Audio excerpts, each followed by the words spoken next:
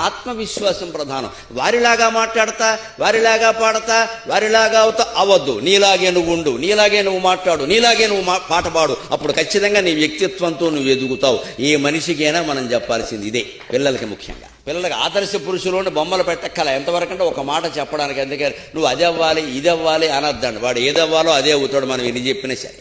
నువ్వు ఏమైనా సరే మంచివాడిగా ఉంటే చాలరా, సంస్కారవంతులుగా ఉంటే చాలరా అనే మాటే తల్లిదండ్రులు చెప్పాలమ్మా. నువ్వు డాక్టర్ అవ్వాలి, ఇంజనీర్ అవ్వాలని చెప్పకండి. ఎప్పటికీ అందరూ ఎక్కువైపోయారు, బాగా విపరీతంగా అయిపోయారు.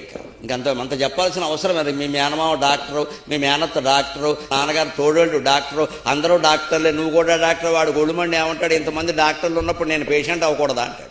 అయితే ఉచితంగా వైద్యం చేస్తారు కదా, మళ్ళీ కుటుంబంలో అందరూ ఎందుకు డాక్టర్లు ఎక్కడ, పేషెంట్ ఎవరో.